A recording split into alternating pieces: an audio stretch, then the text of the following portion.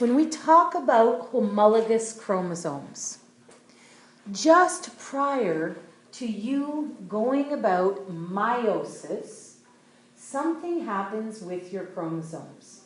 So when your DNA in prophase 1, okay, because the same steps exist in meiosis that exist in mitosis.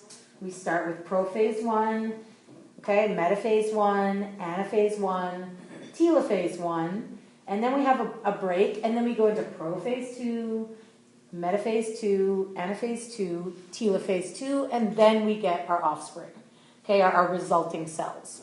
So before prophase 1 happens, you have all of these homologous pairs that actually line up in the cell. And they don't line up like they do in metaphase. In metaphase, if you have your cell, okay, so metaphase, your cells line up like so, right, all along the equatorial plane. Well, that doesn't really happen here. That'll happen later. What happens here, okay, is that anywhere in the cell, once the nucleus actually disintegrates, homologous pairs line up. So if I have an actual cell, okay, and inside that cell, my homologous chromosomes will find their homologous partner. They'll find the chromosome that is the exact same size as them and has the same genetic information on it. Okay, so these two homologous chromosomes find each other. So we've got one, okay, and then we've got the homologous pair here. They line up really close to one another. And I'm actually going to draw them super close to one another. Sometimes they actually superimpose over one another. Okay, so they can line up face to face. So it's like two X's being face to face, or they can line up side to side where only one of their actual chromatids is touching the chromatid next to it. Okay, when something is face to face like this, you have one actual chromosome here on top of the other chromosome. They're actually like sandwiched together. Or they could actually be right next to one another where only one of their actual sides is kind of touching here, right here in the middle. Okay? Now here's what causes the actual chromosomes. Here's what causes genetic differentiation between every egg you will ever make and between every sperm cell that a male will ever make. In prophase 1, homologous chromosomes find one another. And they basically undergo something called crossing over, where different chunks of chromosomes break off and they actually get exchanged with their homologous partner. Okay, so we start off with these two full-colored chromosomes, right? This homologous pair. And what ends up happening is when they actually line up with one another, they find their partner in this room full of chromosomes. Okay, they find their exact match. The actual lining up, one right next to the other, is called synapsis. So when these chromosomes find their partner, we say that that is synapsis, when they line up right next to one another. Then something called crossing over occurs. We don't know what causes it.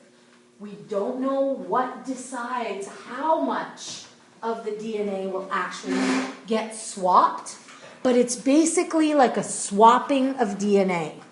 Okay, so one homologous chromosome here actually cuts its DNA off. Okay, so it actually cuts a chunk of DNA and it removes that chunk. And the exact same sized chunk ends up being cut from the other chromosome. And what they do is they actually, and that's not even going to work, they actually swap DNA. Okay? So, if we actually make this guy smaller. And we can actually swap it. We can basically come up here and we can make sure that it lines up perfectly. So now we have this new, completely different chromosome. This sister chromatid, right? So now this sister chromatid, which used to be identical to its sister in the same chromosome, are no longer identical. They are slightly different. Okay? Same goes for these guys here. This one, this sister chromatid used to be identical to this one. That's not the case anymore. And as we're going to see, when these parts of DNA break up and they go through meiosis, the offspring, okay, the DNA that's going to go into each of these 4 potential daughter cells are all going to be different one from the other. And the cool thing about what we call recombination, because recombination means to remake something different than it was before. Okay, so if this is sister chromatid A, and this is B, and this is C and D, it's safe to say that A and B used to be identical, right? And C and D used to be identical to one another. But now, out of those 4 sister chromatids in that homologous pair, not one of them is identical to the other, is it? The fact that B now has this little segment from C means that B is no longer identical to A. And the fact that C now has this segment from its homologous sister, it's no longer identical to D. You've got 4 completely unique chromatids there. And some chromatids will actually exchange in more than one spot. They might also exchange bottoms over here. They might swap those. They might only exchange a chunk in the middle. It's totally up to chance how much and what they actually exchange. So that each potential homologous pair is no longer completely identical. Every one of these 4 sister chromatids is still the same size, okay? And they still pretty much have the same genetic like the genes on them, the genetic segments, but their codes are no longer identical. Okay, blue is no longer identical to blue, and pink is no longer identical to the other pink sister chromatid, right? A and B are no longer identical, and C and D are no longer identical. So as we go through meiosis, we're going to see what ends up giving rise to all of these very different potential gametes. So when an original sperm cell with 46 chromosomes lines itself up and starts dividing, it's going to give rise to 4 actual spermatozoa cells, so individual sperm gametes that are not even remotely genetically identical to one another. They're similar, but that's what makes it so that one sperm cell will fertilize an egg and give rise to one child, and then the next pregnancy, a different sperm cell with slightly different genetic makeup will give rise to a completely different individual. Both of your brothers, okay, in the case of that example, they're genetically similar, but they're completely unique from one another. Okay? And that is the power of sexual reproduction. When we talked about plant reproduction last year, we talked about the advantages and disadvantages of asexual versus sexual reproduction.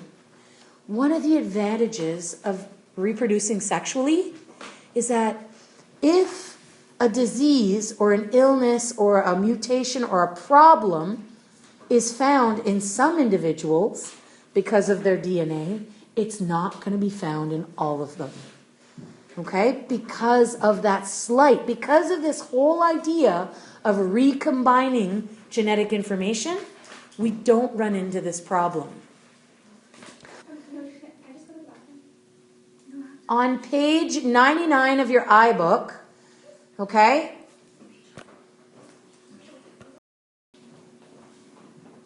On page 99 of the iBook, you've got a whole slide that basically breaks down all three steps of the idea of, basically this is what causes genetic diversity. Okay, genetic diversity is accomplished by recombination